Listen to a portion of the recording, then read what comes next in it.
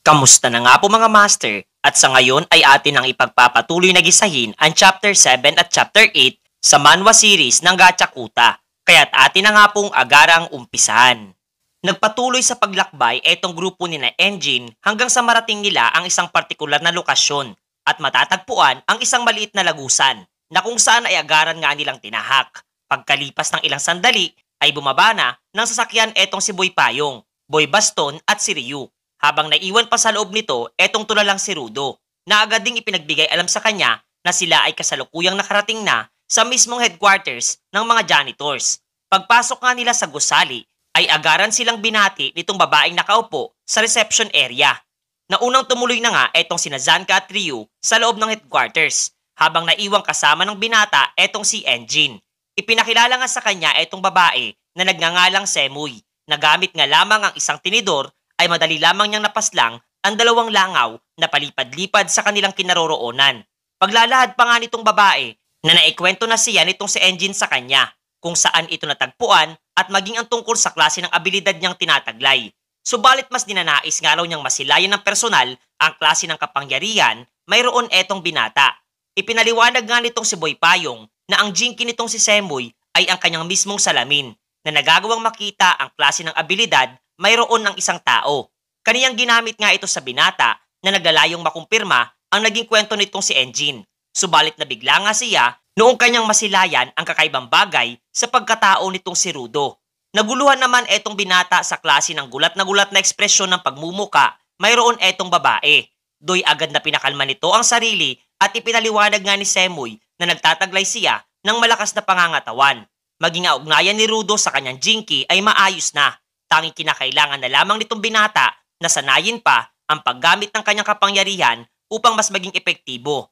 Ngunit kasunod nito ay napuna nga niya ang tungkol sa nagkalat na dumi ng tao sa kanyang bahaging leeg na pinagtawanan naman ng gusto nitong si Engine. Buwat sa sinusundan nga daw talaga siya ng mga langaw.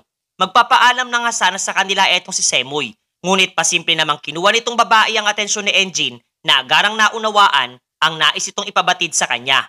Kasunod noon ay bagyang nagkwento etong si Boy Payong ng mga impormasyon tungkol sa mga janitors na binubuo ng 100 miyembro na nahahati sa tatlo, ang mga tinatawag na combatants, guards at supporters na namamalagi sa mga pwestong itinalaga para sa kanila at tayong kapag mayroong mahalagang pagpupulong na isinasagawa ay saka lamang silang lahat nagkikita-kita. Sa ngayon nga raw ay iilan lamang sa mga ito ang naroroon at mas makabubuting makilala na nitong si Rudo ang mga ito. Kasabay ng pagpasok sa isang silid at ipinakita ang mga individual na agarang itinuon ang matatalim nilang mga mata para sa kanilang dalawa.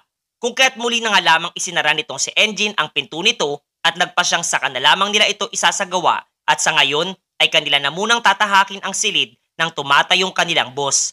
Seryosong nawika nga ni Rudo ang tungkol sa plano niyang direktang tanungin etong kanilang boss hinggil sa kung papaano muling makababalik sa kanyang pinanggalingan. Subalit muli nga lamang siyang pinaalalahanan ni Engine na walang libre sa mundong ito, kabilang na ang pagkakaloob ng napakahalagang impormasyon, kaya't kinakailangan nga daw nitong binata na magtrabaho muna para sa kanilang organisasyon. Dagdag pa nga nitong paalala na huwag nga raw etong binata magtatanong tungkol sa mga jinki sa harapan ng kanilang boss, sapagkat maging silang mga miyembro ay nananatiling wala pa ring ideya sa kung ano ang klase ng jinki na kanyang tinataglay. Ilang saglit pa nga ang lumipas at tuluyan na nilang narating ang pakay nilang silid at literal na nabigla nga etong si Rudo nung kanyang masilayang bakante ang upuang pagmamay-ari nitong individual niyang nais makaharap. Hindi nga makapaniwala etong dalawa hanggang sa tinawag ang kanilang atensyon nitong si Semoy buwat sa nakalimutan nga daw niyang ilahad kanina na kasalukuyan ang kanilang boss ay nasa isang business trip at medyo matatagalan pa bago ito makabalik. Naguluhan naman etong binata kung ano na ang gagawin nila ni Engine na pasimpleng nagdududa sa naging payag ni Semoy. Muli naman dito ay pumasok sa eksena etong si Ryu at inalok etong si Rudo na sumama sa kanilang misyon at obserbahan ang kanilang pagkilos. Buwat nang hindi pa rin siya magiging isang ganap na janitor hanggat wala pang basbas ng kanilang boss. Mas magiging mainam nga raw kung magiging isa muna siyang apprentice, lalo na't binigyang diin itong batang babae na literal siyang interesado sa klase ng kakayahang tinataglay mayroon etong si Rudo mga master. Makalipas noon ay ipinakita sa atin ang isang partikular na lugar habang nasambit nga nitong si Ryu na sa kabila ng magiging madali lamang ang misyong iniatas para sa kanila ay mas makabubuting manood at obserbahang mabuti nitong si Rudo ang pagkilos nilang isasagawa, kasabay ng pagbibigay ng isang kindat dito sa nahihiyang binata. Pagkatapos ay muling ibinalik ang kwento at ipinakita ang mga panahon habang nagsasagawa ng paghahanda etong mga janitors habang etong si Semoy ang naglalahad ng mga impormasyon na dapat nilang pakatatandaan. Nagmula nga daw sa mga individual na naninirahan malapit sa tinatawag na contaminated zone ang kailingang ito. Buhat sa etong mga tinatawag na aberrant beast ay nasisilayang umaaligid malapit sa mga barikadang naroroon.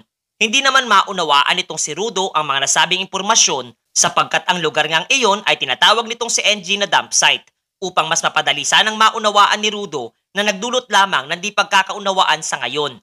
Kung kaya't upang hindi na maguluhan pa etong binata ay iginiit nitong si Semoy na siya na ang magpapaliwanag ng mga bagay-bagay at huwag na siyang makinig sa isang gunggong na kagaya nitong si Engine.